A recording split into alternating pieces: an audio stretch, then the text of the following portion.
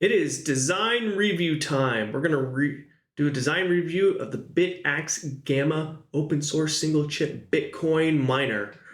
It uses a BM1370 chip, which you would find on an Antminer mining system. These are normally thousands of dollars, and somehow they've been able to acquire these chips for less than 100. So very nice for your hobbyist or entry-level person that wants to get into this world. What I will say is that the open source people have reverse engineered how to interface with this chip. So there is no official data sheet floating out there. So that'll make things a little bit interesting. So let's get to it. Get in the schematic right here. Right off the bat, I see a few things I don't like. One, there are 8 mounting holes. 4 of them are going to be to mount the whole PCB. The other 4 are for the heatsink. Which one is which? That needs to be labeled. This isn't cute. Having this logo outside the lines, it just looks unprofessional, but not a big deal as far as the actual design is concerned. Okay. We have a block diagram over here. We have an actual component over here.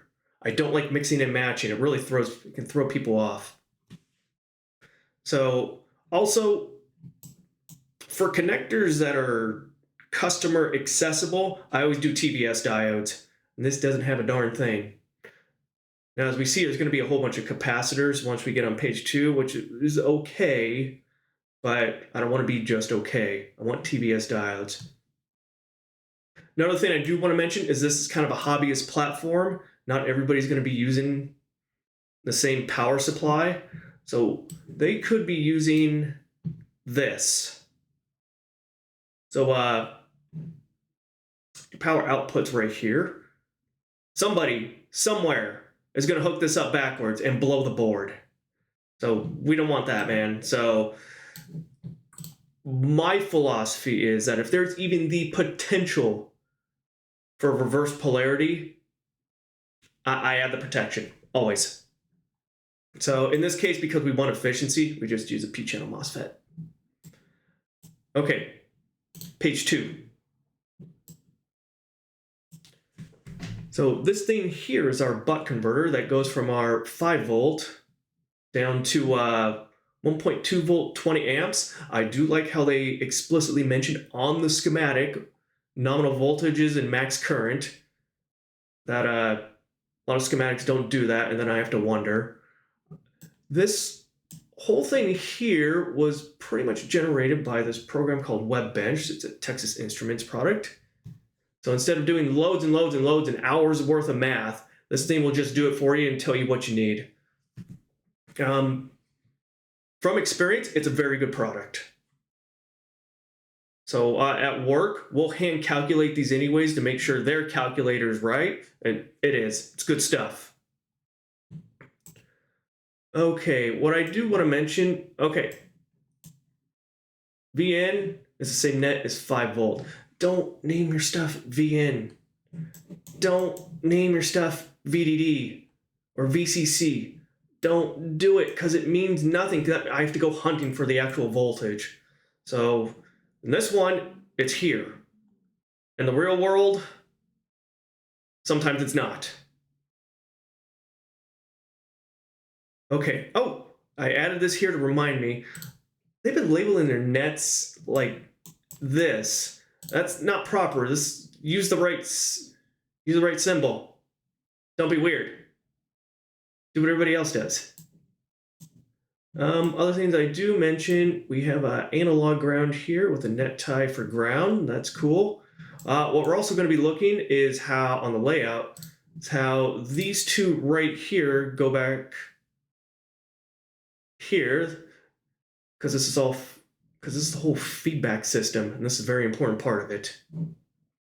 But overall, I don't see anything really worrying, which is good. Next page here is we have our ESP32 microcontroller with Wi-Fi. There's the regulator, cool. We got a whole bunch of connectors here. Honestly, when I'm doing a schematic, I like having a block section with all the connectors so I can see them. Right off the bat, I can tell you we need TBS diodes on all this. So, and then not labeled with the proper symbol. I do like these programmers here. These are very nice, very convenient. And yeah, I don't really see too much here. Although this boot can be floating. I'm not sure I like that. So, okay. Let's go next page. This is the actual Antminer ASIC that we're putting on the board. This has been reverse engineered. So I'm going to trust that whoever did the reverse engineering actually measured all this stuff. And I'll take their words for it. I mean, we know it's right. It's a working product. They sell this. Thousands have been sold. So reference voltage regulators. I don't know if we really need reference voltage, but okay. Not a problem. Then bazillions of test points. Okay. So overall, still don't really see a problem here. Fan connector. This is kind of a weird way of doing your connectors. Like with the trace just going here. That's weird, but I get why you're doing that. Otherwise, you kind of a rat's nest of wires going everywhere. So it controls the fan and reads the ASIC chip temperature. Like that, that's good. So quick schematic, not too many components. Overall, it's okay. Yeah, it'll do fine. Add your TBS diodes, people. Okay, before we go into layout, we want to look at the 3D model. Just get a kind of lay of the land of what's going on here. And right off the bat, I see a major issue. Per design, this is the front of the board. But if I'm a customer, this is the front of the board. Don't do that. As a designer, somebody reviewing it, I need to see what the customer sees. So by doing this as your front, you've now reversed where all the components are in the actual board. That can mess a designer up. So we see this buck converter here. We've got a nice loop here. I like that. We've got truckloads of vias here. We've got, I assume the chip is going to be right here, but these capacitors are far away. I don't like that.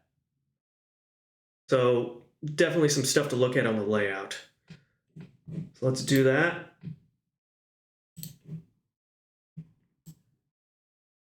All right. So this right here is our power that comes in. This is the 5 volts right here. Right off the bat, we got all these truckloads of vias here and via in there. I mean, we've got, what was it, 6 amps? Something like that. So, okay, I understand why, but... Okay, all right, I see what's throwing me off. All right, let's go back to the 3D view for a second. So...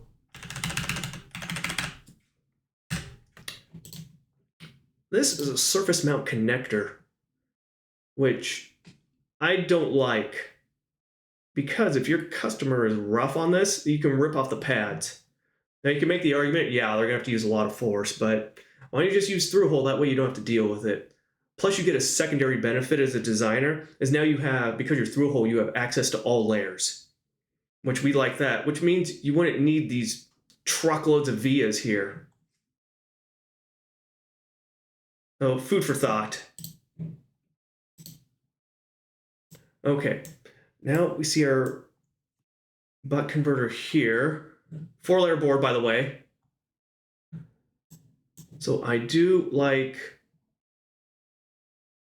the loop here. Go in this giant inductor here. And we go all the way back.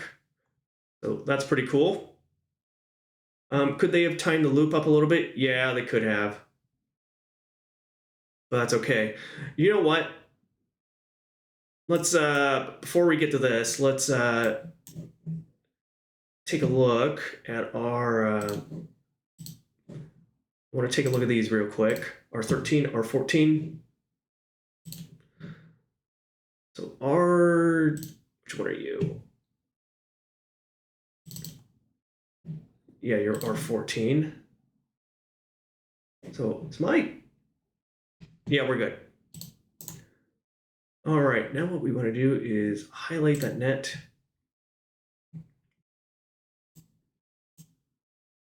So that's our VDD right there. All right, no complaints. Good. Okay, now let's go to our 13 right here. And then what in tarnation are they doing here?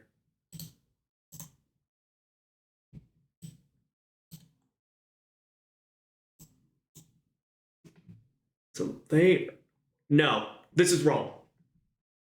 Actually, this is really wrong. Don't get me wrong, let's not panic here. We don't need to do product recalls or anything like that, but this is wrong. Okay, this is a newbie mistake, which is that ground is not 0 volts everywhere, and nor is it an infinite sink. You just can't go wherever you want for ground willy-nilly, especially in an application like this. So per datasheet, these two, this VDD and the ground, actually need to be together because it's a differential signal, kind of more of a pseudo differential. So what that means is when you route two lines together that are differential, that means if any noise that'll couple onto both traces, they will be able to subtract the noise out. So you don't get that when you do this to the wrong ground. So what should be going on is that this needs to be pulled all the way over to this ground instead. And then they need to be routed together. So this is actually a double whammy of why this is bad, because this is our USB connector here. And this is the metal case to it. So anybody touches that, you'll get ESD and whatever's coming off your shield from the cable. So this really isn't that cool, because this goes into a feedback circuit right here. For giving the chip the wrong information, who knows what it can do to the output. But once again, let's not panic. This is definitely not best practice. It's definitely not per data sheet. But remember, this thing's sold by the thousands. It is a working product. So we don't want to panic, but we just want to do what's best practice and avoid what is not best practice. Speaking of that, we have an analog ground on this thing. So we're going to look at this net also. So keep in mind, ground. This is a ground trace. No, don't do that. Ground traces go back to like 1980. Where they could get away with that kind of stuff. Today we should know better. So personally, what I would do is on the schematic they did things right, but honestly, I would just not even have a separate ground. I would make it part of the plane. Like, not a big deal this day and age. So it's not going to affect anything at all. All right, anything else we want to look at here? Wall. No, let's keep going down. Okay, this really messed me up. So I was thinking down here, I'm like, why would you have this truckload of vias? What is going on here? So then it kind of hit me. This stuff right here, if you get rid of that layer, so get rid of the solder mask and your copper layer, that goes away. It's not part of the silk screen. Why would you do that? I mean, it'll look kind of cool, don't get me wrong, that's why. But you've put stuff here, like, right in the way of, like, a critical part of your circuit. Like, this is a giant no-go. So this is part of what led me onto this. You never see this, so I didn't even think to look for it. The only reason I thought about it is when I was like, look at all these vias. They are conveniently between the letters. So no, this is totally wrong for more than one reason. One, this is connected all to nothing. So you've got a whole bunch of antennas going on here. and because you're blocking this. So let's get that. Okay. Now let's talk about the vias. I promise you that if you look at this with a thermal imager, this will light up like a Christmas tree. They definitely have enough vias, but they aren't all, the current is not spread evenly between them. These are going to take more than this row, and more in this, more in that, so on and so forth. So, okay. So the best solution is to get all this stuff onto the same layer as your chip, or same side of the board as your chip. That's the best of the best. Now, if that just is not an option, if that just can't be done, then what you want to do is on both sides of the board, so top and bottom layer, you want this shape.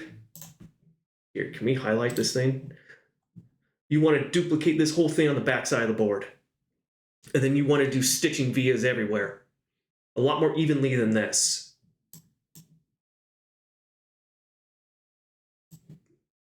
Yeah, that's what we would do. Okay. So as is, this is weird and it's not optimal. Just put it all on the same side of the board. So they should have known this from the schematic. So when I look at a schematic, something like this, when I see this on a schematic, I'm like, oh, that's a lot. I better give this priority. 20 amps. Yeah, we're going to give that priority. So I would have routed these first and then made the rest of the board as is. So, okay. Now let's get that off there. So now we see all these capacitors right here. I'm like, no way. You can't, why are these not super close? So then that got me to an idea, which is this little thing right here. So layer user. Okay. So it's not a keep out area. Let me get our back layer back on. So I think what they're doing is, I don't know how they're sourcing their chips. Because there is no data sheet, I'm not sure a manufacturer will touch this. Because the first thing they're going to ask for is, well, A, the data sheet, but the reflow profile. That way they know how much heat they can put on this without damaging it. And when you say, oh, I don't have it, they'd probably say, we're not going to do that. So this could potentially be put on separately. So in that case, because you have all these 0402 components, you run the risk with your hot air gun of just blowing these away. So I think this is their way of just giving themselves more space. So on one hand, I do kind of get it. But on the other hand, these are really far away. So I would have got these as close as you possibly can. And then what I would have done is probably made these traces all really wide until you get close to here. Keep that inductance as low as you can. So there's that. Other things I noticed, I wish they would have done more vias here. All over the place. Okay, and then what else do we see? This right here, I didn't point out. This is a 25 megahertz crystal oscillator. That's a thing. But check this out. Highlight that net. That's pretty long. These need to be going close to the chip. I would have found a way to get this close. So you do not want your clock source to have long traces. That's just asking for EMI. All right. Then let's see. You know what? You know what? I didn't even check the stack up. So, which is really important for these vias and for the board. So we know our front is there. This one right here is layer 2 is ground. their 3 is 3.3 volt. But what's throwing me off here is now we got all this unbalanced copper going on here, which, okay. I mean, they're making the board, so it's obviously not an issue, but we always want balanced boards. Keeps the board from warping, keeps weird stuff from happening. And then, and speaking of that, 3.3 volts only used for this ESP32 chip. So why are we doing this all over? It's not needed. So in this really messes things up doing the stack up this way with having this be 3.3 volt. It should be ground. Okay, here's why. So I'm gonna give you this picture here, and then I'm gonna give you this picture here. Okay, on the left is what we are actually doing now. We've got a signal coming in. All right, we transition to the other side of the board. That's cool. But then what's the return path? Well, we have our 3.3 volt, which we're using as our reference, but that's somehow got to sneak to the ground plane. When I see this, I think loads of inductance. I don't like that. This would be an EMI nightmare. What it's not really showing you is how on the V here, it's just going to spread out the EMI. So in order to mitigate all this, the closest thing you're going to be able to do is add decoupling capacitors. So that means decoupling capacitors just probably alongside the edges.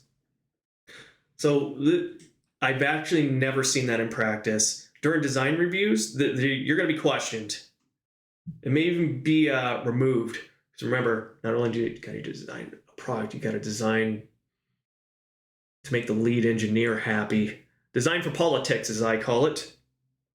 So that's wrong. Okay, what they should be doing with the stack up, 2 inner ground layers. So that'd be signal power, ground, signal power. And then what you do with your vias is you just get another ground via next to it. So that's really all you need. And then all that EMI will just get basically sucked into there. So yeah, man, it's actually easier to do the stack up this way than how they are actually doing it. So because we've got all this current, large amounts of current, having 2 ground layers, it helps. So everything else here, I don't really see a problem with, giant test points, but better than nothing. You got to test your board somehow. I may have mentioned it. Heatsink. See, look, these are grounded, but it's a plastic case. So don't do that. Your heatsink needs to be grounded.